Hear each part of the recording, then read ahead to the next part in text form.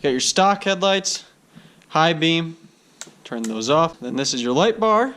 What's poppin', people? In today's video, we're going to be installing this $30 cheap Amazon light bar in front of this 2015 Polaris Sportsman 570 SP. So let's get straight into it. So basically, I already have it on, as you can see.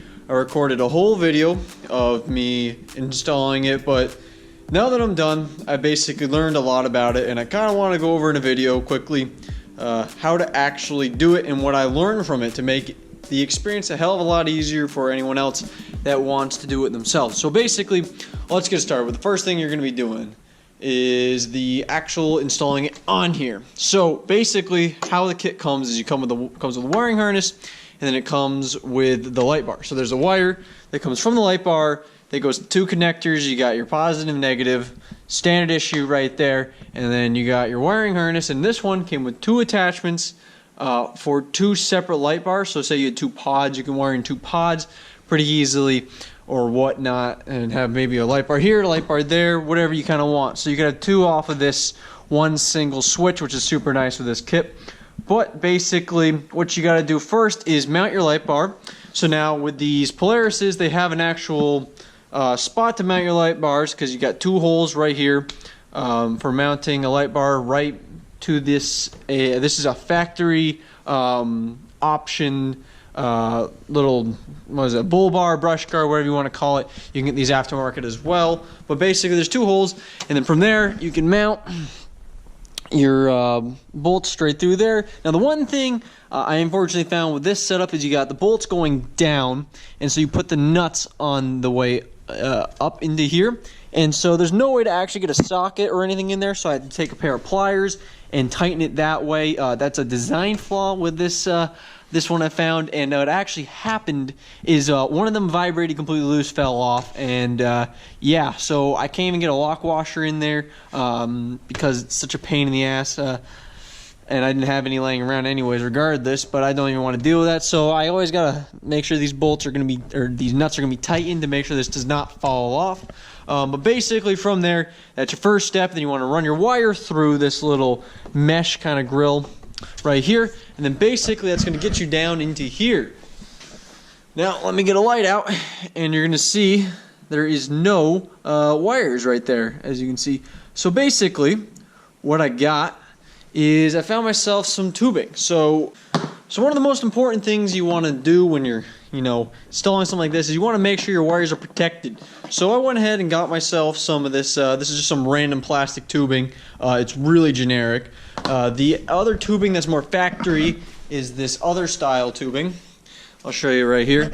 So let me put my light down right here. So these two right here are factory, and then this is the one I installed. So this is what I had laying around. I didn't have it. I had some of this, but it was too small. It was from my subwoofer install I did on my car, and it just was not thick enough to run these wires, because I think the wires that I was running for were just like 8 gauge, and then these were like 2 10 gauges, whatever the heck they were. So it just was not thick enough to do that. So I just got this random. I recommend doing that because basically it protects your wires, and I just kind of slapped a bunch of electrical tape around the connectors right there. And so I just didn't want a bunch of mud and stuff constantly hitting that, or like a branch to come up and snag them. So put them in this, and basically what I did is I put it in my vise. This stuff's a little weird, just because it's different kind of material, but there's no slit through it. If you guys go out and buy yourself some of that actual real good stuff, you won't have to worry. But I put this stuff in my grinder and just cut a little line down it and make sure I can get the little wires through, and that basically protected it real good and all. And so basically from there, we're gonna go on to where I actually hooked up the wires. So basically what you gotta do is you gotta get yourself a T25 head, and then you're gonna have to take this off right here. And take this off right here. This is your weather stripping to just protect anything that's inside this box.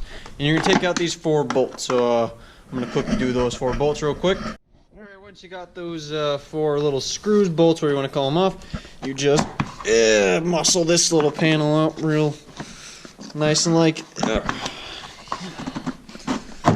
we go.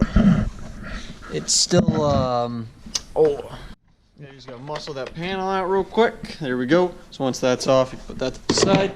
And so basically this is where you're gonna do all your wiring and whatnot.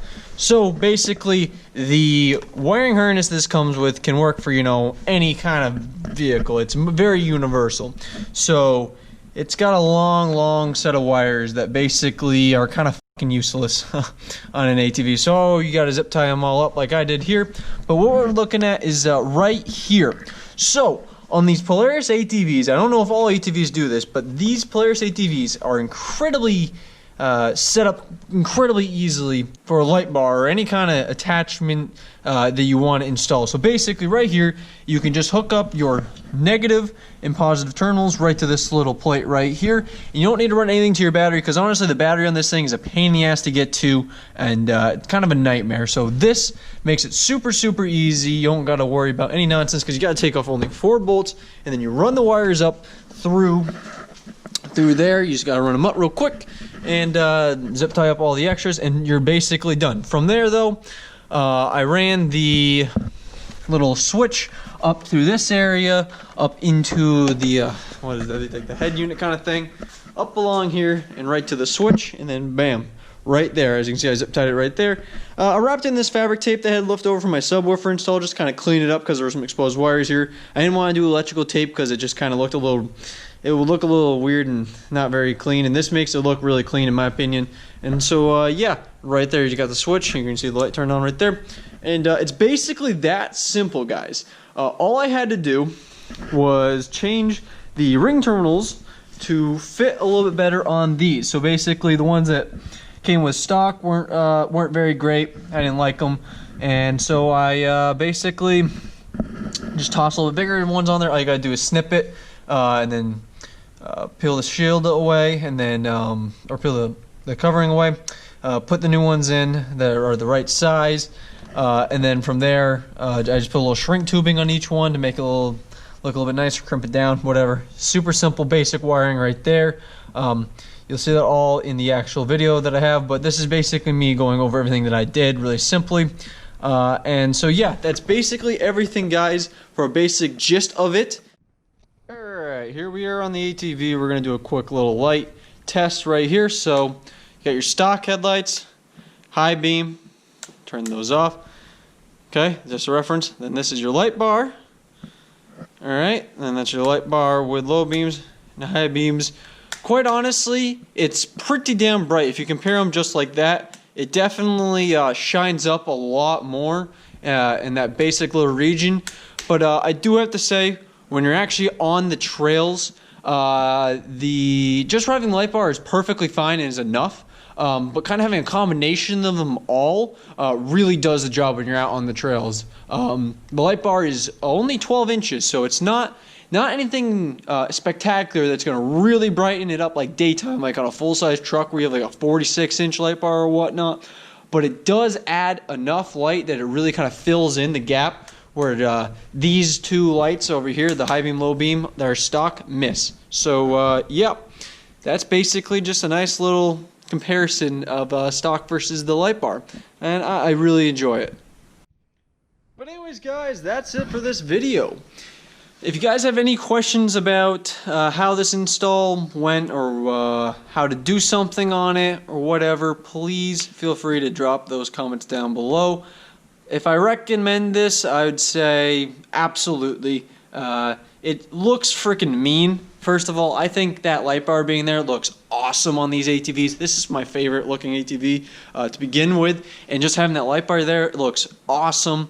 And for 30 bucks, you really can't go wrong with it, with the wiring harness and all. I mean, it does not lighten the day up like crazy, but it does a pretty good job. And the one thing that's nice is your ATV can be completely off. You don't need to turn the key or nothing. You can flip, and the light bar will be on. It's been very useful where I'm out at the campsite and I'm trying to set up a fire and it's dark and I just need to, have a light on for a little while. And the LEDs don't drain your battery like, the halogen bulbs do. They take up less power, which is pretty nice, I have to admit. So basically, I say absolutely go for it. It's a simple project.